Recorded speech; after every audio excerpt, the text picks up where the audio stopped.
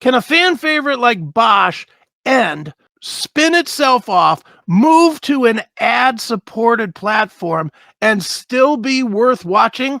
We'll find out on this edition of Chris Aiken Presents.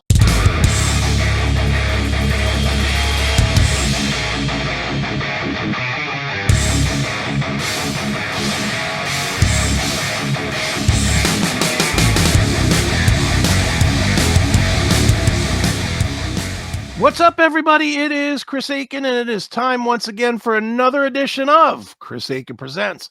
And today I'm going to be talking about one of my favorites of the last few years, the show Bosch, and specifically the new show, Bosch Legacy. Now, if you've been following along, you know that at the end of the last season of Bosch, they kind of quote unquote ended the show, but they announced literally right before the end of the show that they were going to spin it off into a new show called Bosch Legacy. And I'm going to be honest, I didn't get it at all when they announced it. I was like, what are they doing? Because they kept the main characters. So it's still Bosch. It's still his daughter, Maddie, and it's still the DA that's played by Mimi Rogers. So to me, that seems like Bosch. And so I didn't get it at first, but I think this was forward planning 100% to give something quote unquote new to the new streaming platform Freevee, which is the old IMDb TV, which is also owned by Amazon. So Bosch itself was hosted on Amazon Prime. And now to do their spin-off channel Freevee, their first product is probably their most successful original program, Bosch. And that's what I think now that everything is played out. I think that's kind of what the plan was at the beginning. But it does relay the ultimate question, though, of why would you change a formula that was working? I mean, anybody that has watched Bosch for the first 4 years will tell you this is one of the best cop shows ever.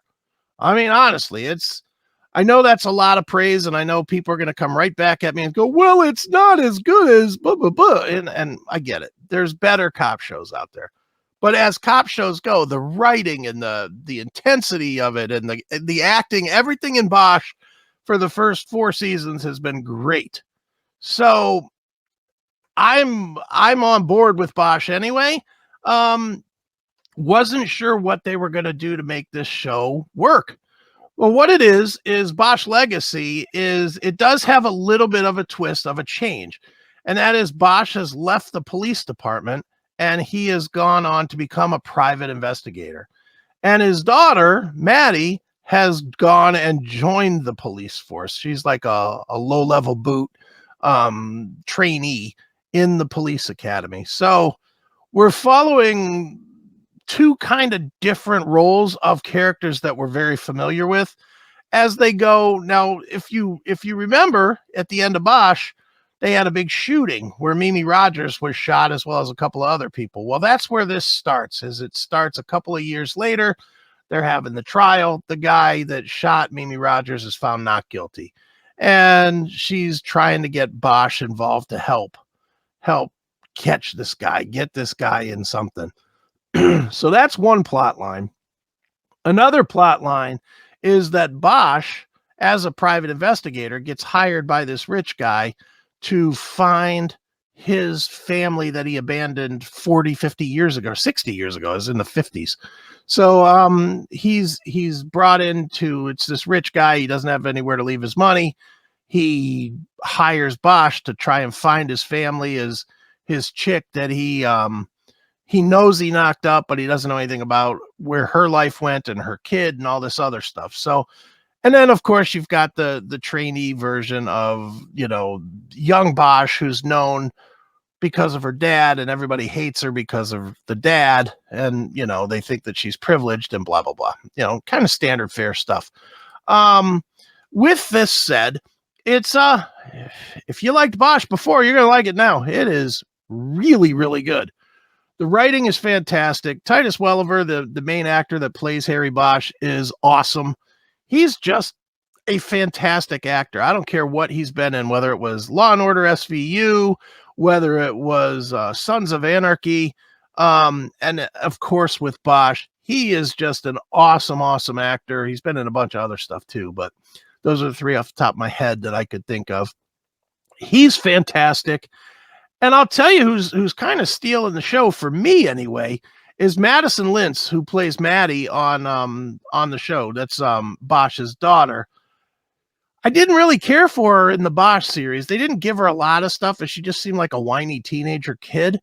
But now that she's more of a grown-up and she's having grown-up issues, it's better, and she's a solid actress too.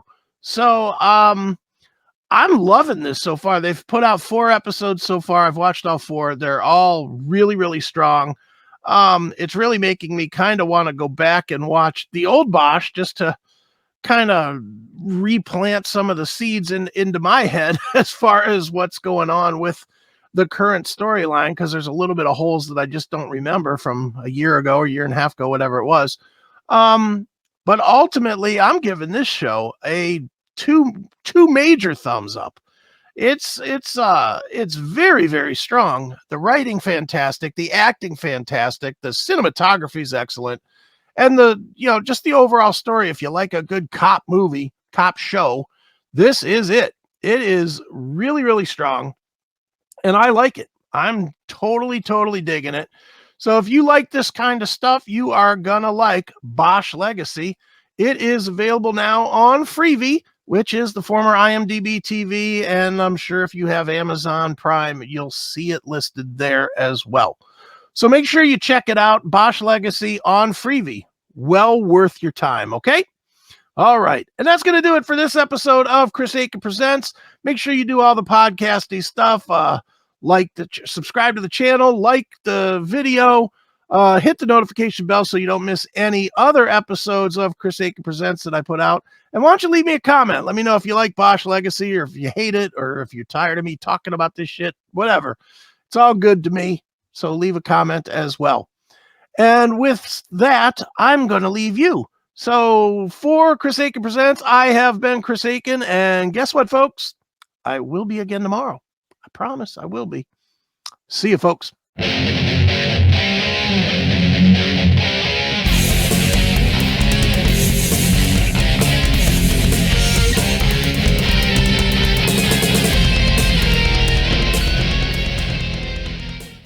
Hey guys, my name's Scott Bowling. I have a YouTube show called Good Company with Bowling. What's up? This is Clint Lowry from Seven Dust. Hey, what's up? This is Sonny Mayo. Hey, Ricky Rackman. And you're watching Good Company with Scott Bowling. I've interviewed bands like Limp Bizkit, Fozzy, Seven Dust, Korn. I've had Chris Farley's brother, Tom Farley, on the show. My show is kind of like a modern day Wayne's World. Party! If you love a good interview, a good rock interview, or just any kind of interview, please, if you get a chance, check out my show, Good Company with Bowling.